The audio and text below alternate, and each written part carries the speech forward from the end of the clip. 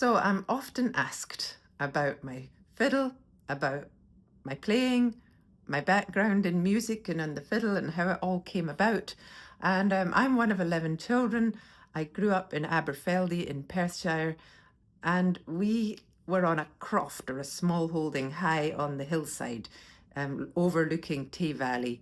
We could see Loch Tay up to the right and Aberfeldy down to the left. It was an amazing place to grow up. We had no electricity for until I was about, I think, 9. We got a windmill. 13, we got electricity to the house. And so life was animals, siblings, games, and musical instruments. That was kind of what took up our daily routine.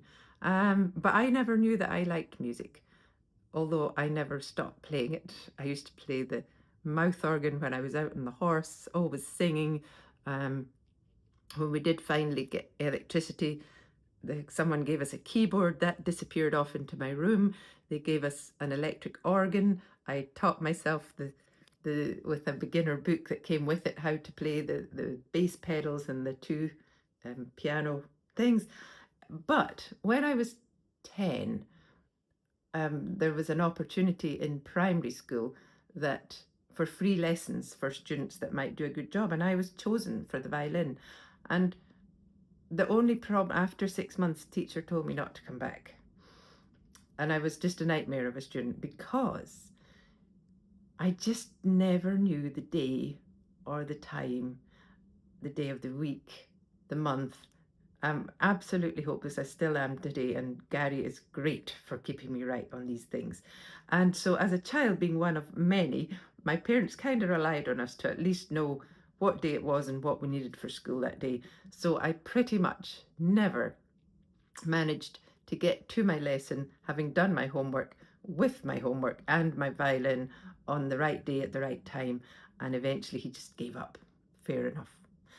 So the next time violin came into my life was when I left home for the first time. And I was kind of shocked by the fact that I couldn't bear the thought of being without an instrument. And that was a bit weird. That was my first inkling that I liked music. So I took an old guitar that was spare in the house, and I never sang a song or anything. I just I just made up music and never, I couldn't play a chord, didn't sing a song. I just made things up. I just made noises. And I think even then I might have had a whistle. I'm not sure, a penny whistle. So I bought a fiddle within weeks, I think, of going there, from a friend in Orkney who had her old school violin, which I bought for £30.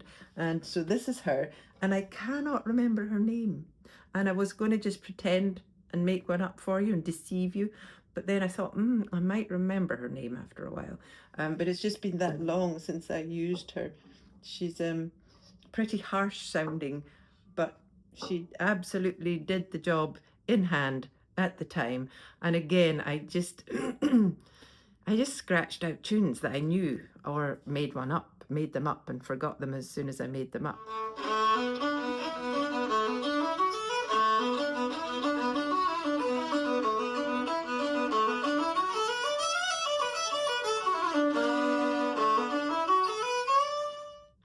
And then I went to Wales, and I was around 19 when I actually had the epiphany that all I wanted to do was music. And I cried for 2 days because I didn't play anything. I couldn't read music, and I certainly could not speak, never mind sing or play in public.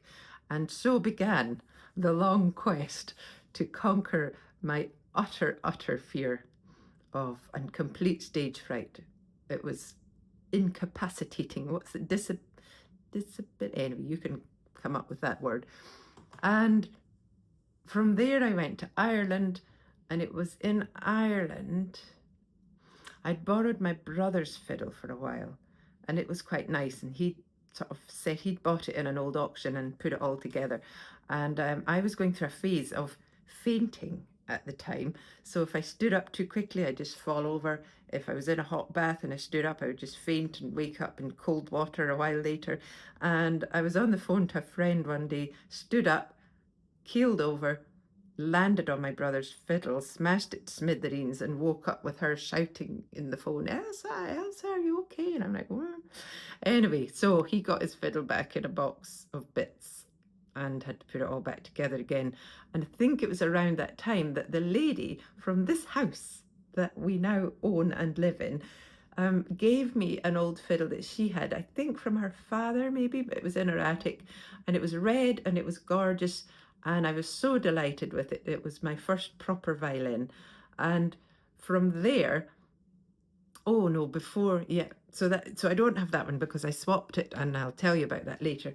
But during my time in Northern Ireland, friends gave me one of their old violins, an old, I think it's another old German one. He is called Neil because he has nail in him, Neil McTavish, just for fun. But Neil is lovely, actually, and he was probably slightly better than the red violin in tone and sound.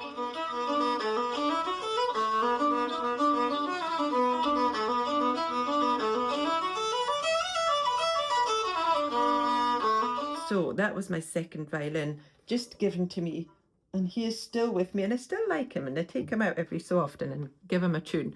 And then I went south to the south of Ireland, was in Galway, and one of my friends began setting up violins, and she'd buy them cheap online, she'd set them all up, and she'd sell them to people who were learning for a really fair price. And I went to her house and tried all her violins, and I swapped my red violin for Jasmine. And Jasmine she is beautiful, you have to admit. She's a beautiful color, patina. I learned that the other day. And so I was really happy with Jasmine.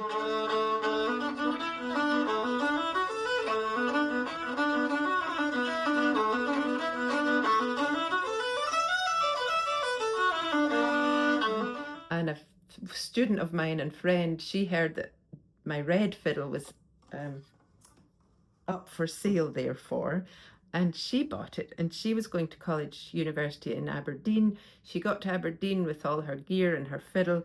The taxi reversed and drove off, and as he drove off, she realised that he had reversed over the red violin.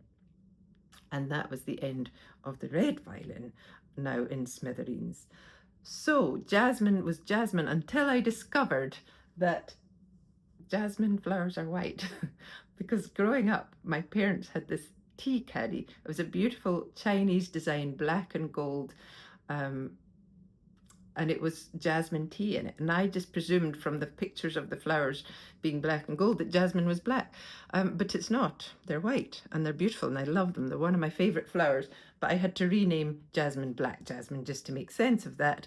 And that same friend who was collecting all these violins and doing them up, I finally had the money to go and search through her violins and find my favourite one that I could afford, and that was Brutus. So he was my first violin that I actually bought, paid for, and chose. And I still love him. I'm just not convinced that he is my final violin. I don't know, it's maybe just a musician thing. Are you just always looking for the one that might be better than the one you have?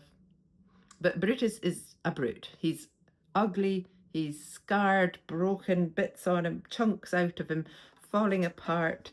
I don't like the colour. It's probably why I'm sort of always looking for something else. But sound-wise, he's just lovely. He's rich, full of tone, and just, yeah, he's absolutely great.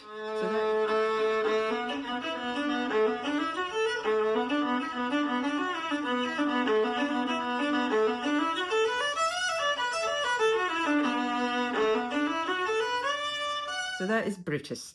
And violin-wise, my journey from my bedroom, just scratching out tunes and melodies that I would make up on the spot, or I might sort of have, growing up with the Scottish dance music in my head, I could transfer a few of those on.